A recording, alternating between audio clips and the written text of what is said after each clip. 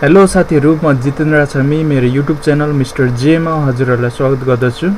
कृपया मेरो च्यानललाई सब्स्क्राइब गरिदिनु होला ताकि आउने दिनमा कम्प्युटर, मोबाइल, इमेल, इन्टरनेट सम्बन्धी जानकारी दिनेछु। र आज म कम्प्युटर सफ्टवेयर वान क्लिकमा कसरी डाउनलोड गर्ने भन्ने विषयमा जानकारी दिन गइरहेछु, सिकाउन गइरहेछु। जस्तो कि हामीले डाउनलोड गर्छौं Google Chrome, Firefox, Opera Mini, Zoom, iTunes, VLC, player, विन्डर एसेक्ट्रा है। यी जति पनि सफ्टवेयरहरु छ हामी डाउनलोड गर्छौं एक एक गरी। तर आज म तपाईहरुलाई जस्ट वान क्लिकमा चाहिँ कसरी सबै आफ्नो पीसीमा डाउनलोड गर्ने सफ्टवेयर भन्ने सिकाउन गइरहेको छु। र सर्वप्रथम हामी एउटा वेबसाइटमा जानेछौं, निनाइट भन्ने वेबसाइटमा, जहाँ चाहिँ हामी वान क्लिकमा चाहिँ डाउनलोड गर्न सक्ने छौं। र निनाइटमा क्लिक गरेपछि यो खुल्नेछ, NINITE ninite.com। र यहाँ तपाईहरु देख्न सक्नुहुन्छ web browser, messaging, media, imaging, utilities, developer tools, documents, others, online storage, file sharing जति पनि छ। कुन चाहिएको टिक लाउनुस्। म यहाँ टिक लगाइरहेको छु। तपाईहरुको आवश्यकता अनुसार कुन सफ्टवेयर चाहिएको त्यसलाई टिक लाउनुस्। यहाँ सबै सफ्टवेयर छ उपलब्ध, जुन हामीलाई दैनिक आवश्यकता पर्छ ती सफ्टवेयरहरु यहाँनिर छन्।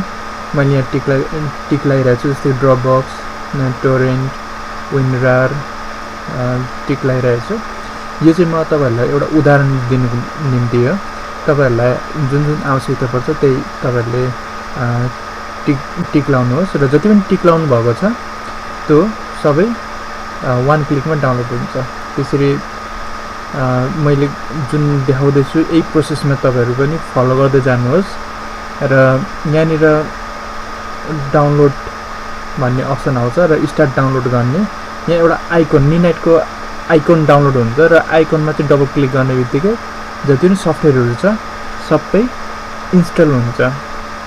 तर इन्टरनेट भन्ने चाहिँ चाहिन्छ, इन्टरनेट चाहिँ हुनु पर्यो हैन। यहाँनिर एउटा आइकन देखाउँछ, यहाँ मैले डाउनलोड अघि गरेको थिएँ, डाउनलोडमा गएर यहाँ आइकन देखाएको छ। यहाँनिर चाहिँ डबल क्लिक गरेपछि जति पनि सफ्टवेयरहरु हामीले क्लिक गरेको थियौं ती सबै सफ्टवेयरहरु चाहिँ तपाईको डेस्कटपमा यानी कम्प्युटरमा चाहिँ इन्स्टल हुन्छ। र यसरी वान क्लिकमा चाहिँ सफ्टवेयर डाउनलोड हुने भएको कारणले गर्दाखेरि तपाईहरुको समय पनि बचत हुन्छ।